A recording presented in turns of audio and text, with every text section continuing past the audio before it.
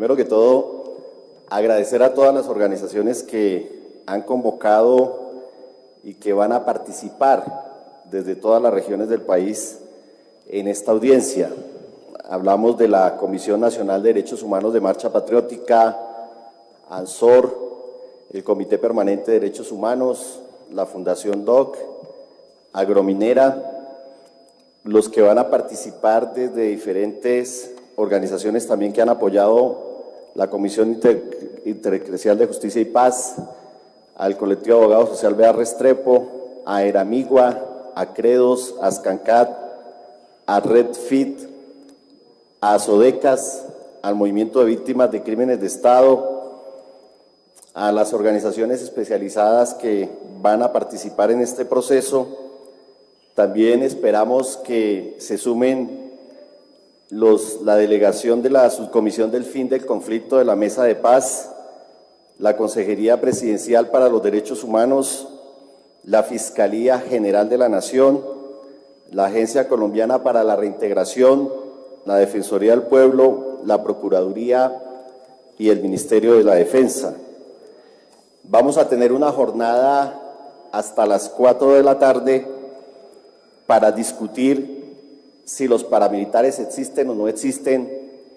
Hemos visto en las últimas semanas de manera muy vehemente al Ministerio de la Defensa diciéndole al país que los paramilitares no existen. En la interlocución que hemos tenido con el señor Ministro de la Defensa y con la cúpula del Ejército, ellos consideran que decir que los paramilitares existen es abrir una nueva mesa de negociaciones. Y bajo ese pretexto, que más adelante explicaré, consideran que no hay que hablar de grupos paramilitares, sino de bandas criminales y delincuencia organizada. Igualmente, he escuchado al comandante general de las fuerzas militares en debates en la Comisión Segunda, afirmando que el Ejército no tiene marco legal ni constitucional para enfrentar a las bandas criminales, a los neoparas o a los sucesores del paramilitarismo. Es decir, hay un reconocimiento implícito de que no se está actuando en debida forma para desmantelar estos grupos. Y por eso quisiera de manera breve significar que este debate se da en un contexto muy importante, y es que mientras las acciones militares, de acuerdo a las cifras oficiales, han caído en un 95%, de lo cual nos alegramos todos los colombianos, es decir, que las cifras de muertos del Ejército, de la policía, de la guerrilla, de los paramilitares, de los civiles en el marco de la confrontación armada han caído de manera sustancial.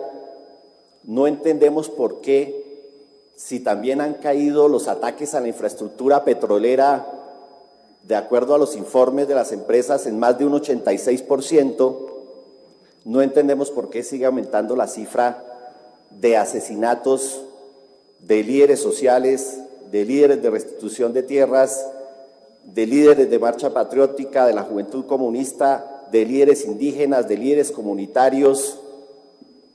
Y nos parece entonces que la única explicación es que efectivamente estos grupos paramilitares están operando a lo largo y ancho del país, como lo van a mostrar muchas personas en esta audiencia. Nos preguntamos por qué respecto del 2014, en el 2015 hubo un incremento del 35% en los asesinatos de defensores de derechos humanos. Y si miramos las responsabilidades, esas responsabilidades, no sé si están los cuadritos pasando, la mayoría están en cabeza de grupos paramilitares. Si miramos lo que ha ocurrido con Marcha Patriótica, más de 113 de sus integrantes asesinados. Si miramos las víctimas, de acuerdo a las cifras del alto comisionado, los responsables, la mayoría de los responsables son los grupos paramilitares. Gran parte de estos asesinatos, entonces, como lo dice también el programa Somos Defensores, en un 61% están en cabeza de grupos paramilitares. El 70% de los asesinatos de líderes sociales están ubicados en municipios donde hay coincidencia de estos grupos paramilitares. De acuerdo a una investigación que realizó el senador Iván Cepeda, con quien hemos convocado esta audiencia y a quien lo saludo también, donde operan los 20 batallones energéticos y viales y los 9 centros de operaciones para proteger la infraestructura, y donde hay por lo menos 1.229 convenios entre la fuerza pública y empresas multinacionales que cobijan un total de 68.255 miembros del ejército, pues encontramos que en esas zonas donde están esos batallones energéticos y donde están esos centros de operaciones especiales militares, es decir, en zonas de alta militarización, en 9 de esos municipios es también donde están matando los líderes sociales y populares. Por eso nosotros insistimos en que esos sucesores del paramilitarismo, como los ha llamado la Corte Penal Internacional, siguen activos, y siguen activos porque no se dio una desmovilización real. Si ustedes miran lo que pasó con la Ley 975, ustedes van a encontrar que hubo falsas desmovilizaciones de un lado y que no todas las estructuras paramilitares se desmovilizaron. Y van a encontrar que muchas de las que se desmovilizaron se volvieron a armar. Y van a encontrar que también surgieron nuevas estructuras paramilitares. Vamos a encontrar, por ejemplo, que la estrategia de estos grupos paramilitares ha estado ligada a la fuerza pública.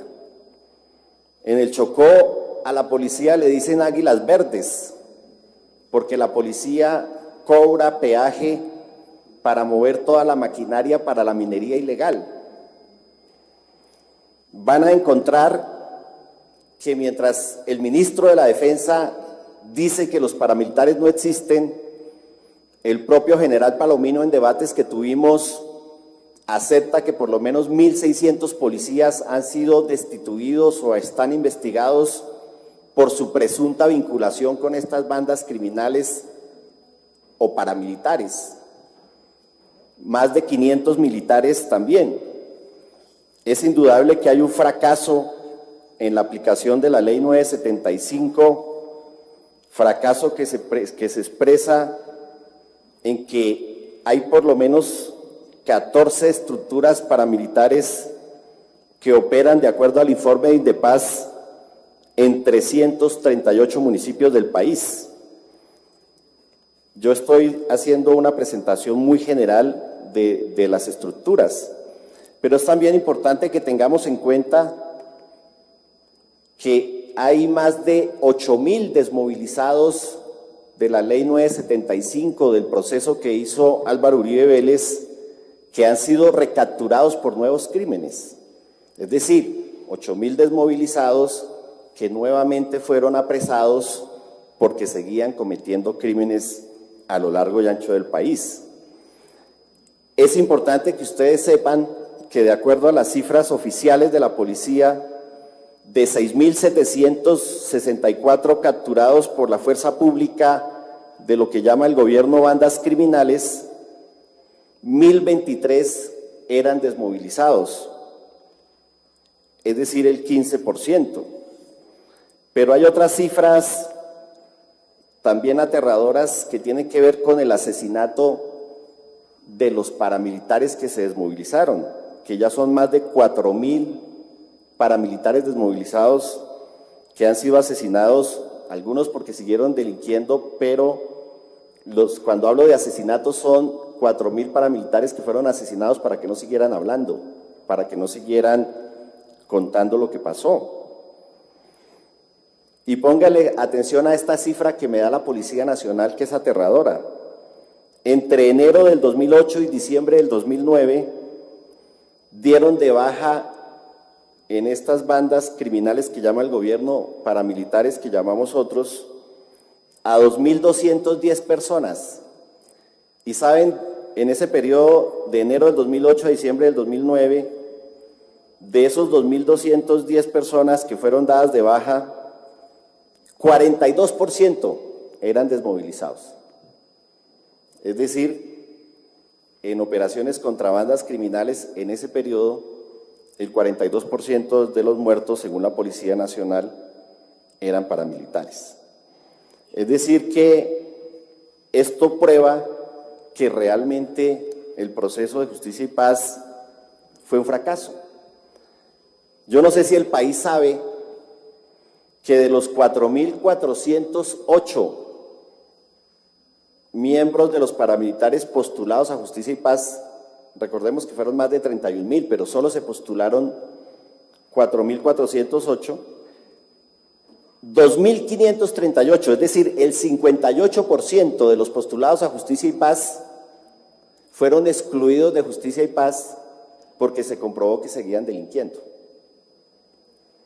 Es decir, esas son cifras totalmente evidentes de que estos paramilitares siguieron actuando. Si tuvieron que ser excluidos precisamente porque siguieron cometiendo delitos. Nunca se investigó las compulsas de copias sobre los otros responsables con el paramilitarismo y que no se podían investigar en justicia y paz. 15.737 compulsas de copias, 1.311 sobre políticos, 1.228 sobre miembros de la fuerza pública, investigaciones que no se han dado. 11 años para que se produzcan 33 condenas en justicia y paz. Todo eso refleja el fracaso de este proceso de desmovilización y de falsa desmovilización que tuvieron los paramilitares en el país. La Procuraduría nos informó que tiene 519 procesos disciplinarios contra funcionarios públicos por vínculos con paramilitares. Y ahí están los cuadros, las cifras de contra qué tipo de funcionarios, contra miembros de alcaldías, contra gobernaciones, contra miembros de asambleas y consejos, contra el Congreso de la República, contra el Ejército, la Armada, la Policía, etcétera. Pero la Procuraduría no hace nada realmente eficaz. La mayoría de las investigaciones están en preliminares, están archivadas, y la Procuraduría no se ha ocupado de investigar esas compulsas de copias a que hacía referencia, y la Procuraduría lo que ha hecho es atacar el proceso de paz y atacar la restitución de tierras. ¿O han visto ustedes a Ordóñez en alguna campaña para desmontar los grupos paramilitares o las bandas criminales? Entonces, no solamente es un problema de que el Ministerio de Defensa y la Policía nieguen la existencia del problema, sino que también la Procuraduría no hace nada, no investiga a estos grupos. De otro lado, yo insisto en que la Fiscalía tampoco investiga en contexto todas las dimensiones del fenómeno del paramilitarismo. No investiga en contexto el tema de la política, los nexos que tienen estos grupos con los políticos. Lo hemos manifestado varias veces en este Congreso. Hay que hacer un gran acuerdo nacional para excluir las armas de la política, pero excluirlas para la izquierda, para el centro y para la derecha y para la extrema derecha. Nadie puede seguir utilizando armas en este país para hacer política si vamos a transitar a un escenario de posconflicto.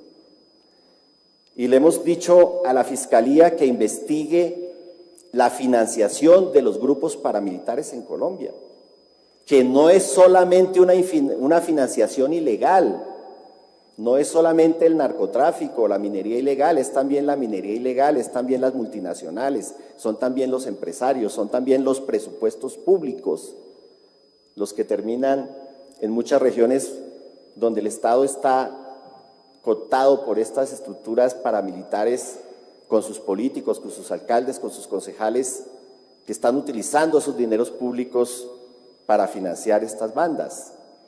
La Fiscalía no investiga la dimensión de la alianza, la connivencia entre los grupos paramilitares y el Ejército y la Policía. ¿Por qué cuando hicieron el paro del Clan Úsuga se acuarteló el Ejército y la Policía y permitió el paro? Pues porque hay muchos miembros en el Ejército y la Policía que están en contra del proceso de paz y el Clan Úsuga está en contra del proceso de paz. Y hubo una connivencia. ¿Por qué yo en plenaria de este Congreso le pedí cuentas al Centro Democrático que le aclarara al país por qué hubo una convergencia entre el paro armado del Clan Úsuga y la movilización legítima y pacífica del 2 de abril?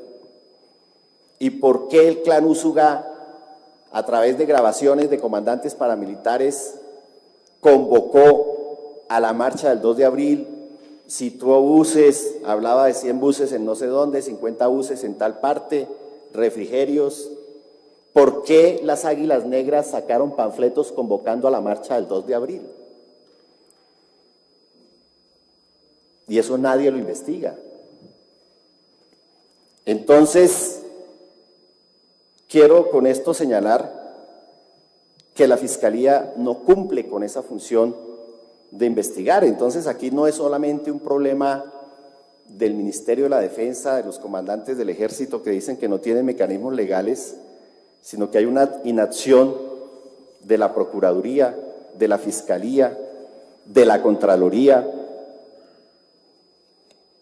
Y nosotros no estamos haciendo este debate porque consideremos que haya que darle estatus político a las bandas criminales, porque aquí también hay un proyecto de ley del cual yo voy a solicitar el archivo, donde se está diciendo que hay que darle estatus de derecho internacional humanitario y no sé qué a las bandas criminales.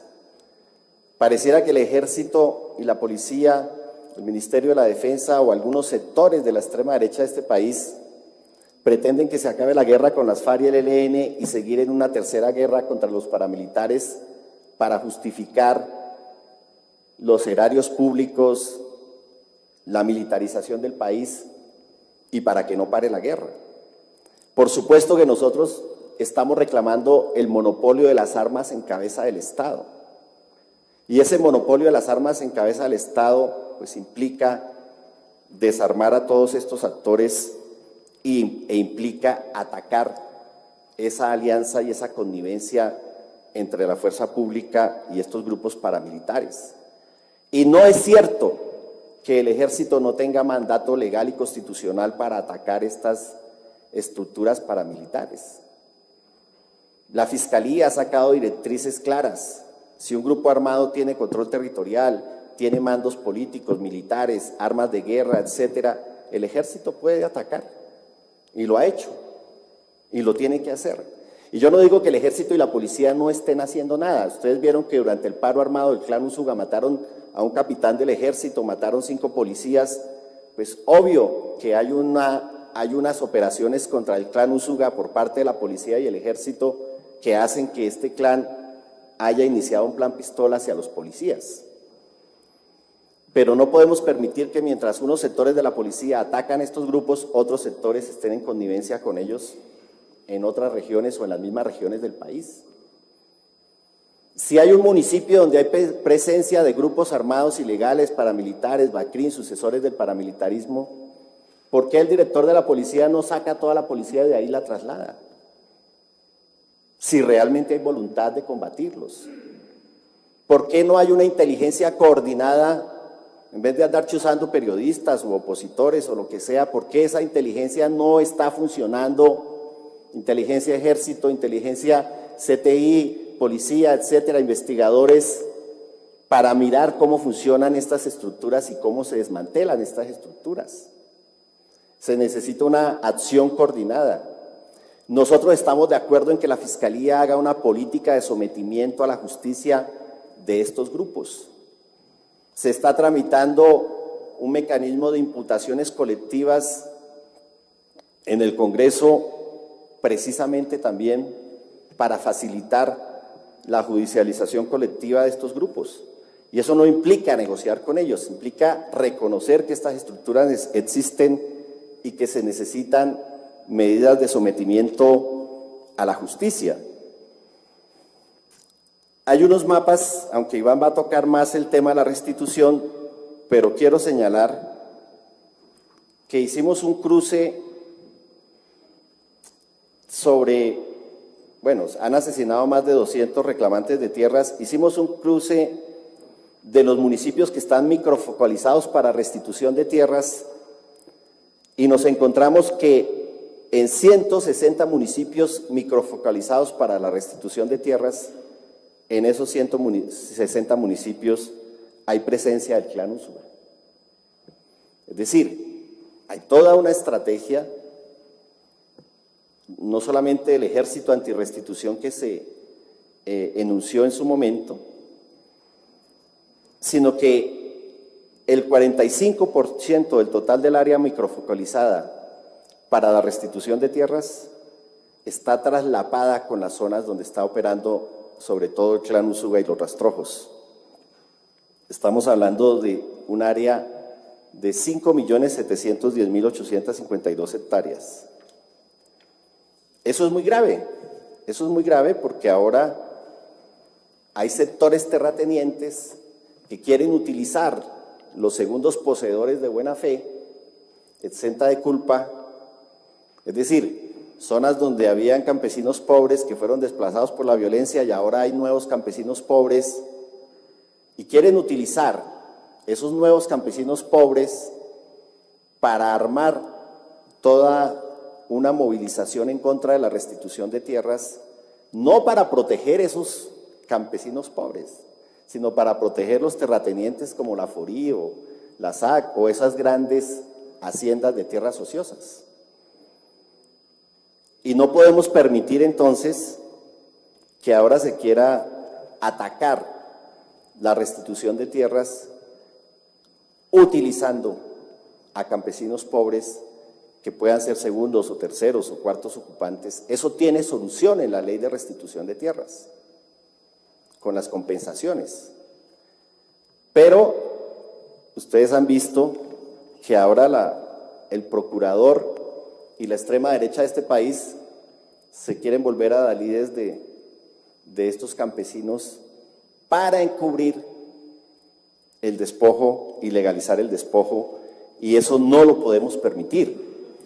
Por eso entonces, en esta audiencia tenemos que ser vehementes y claros frente al gobierno nacional, frente al presidente.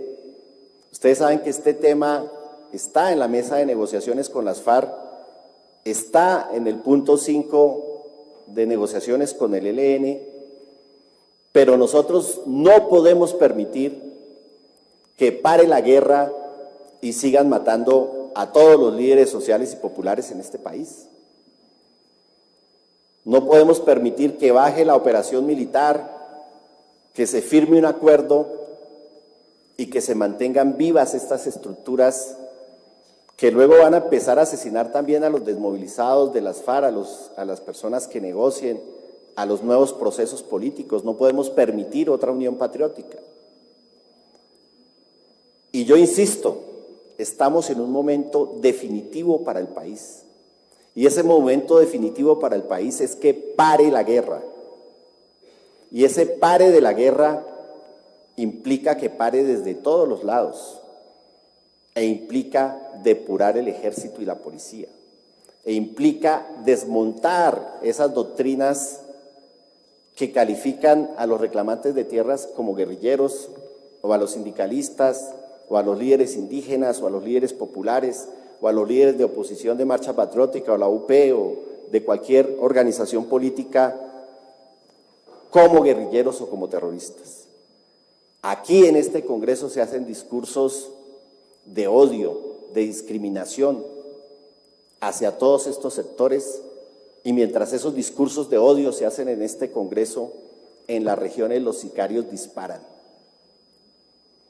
Entonces, tenemos que hacer un gran trabajo estratégico y tenemos que exigirle al Ejército, a la Policía, al Ministerio de Defensa, a la Fiscalía, a la Procuraduría, a la Defensoría, a la Contraloría, a la Consejería Presidencial de Derechos Humanos, que sean serios, que asuman una estrategia contra los grupos paramilitares, contra las bandas criminales. Al final no importa el nombre que le pongan, pero hay que desarticular esas estructuras criminales que van a poner en peligro la vida de la gente en las regiones.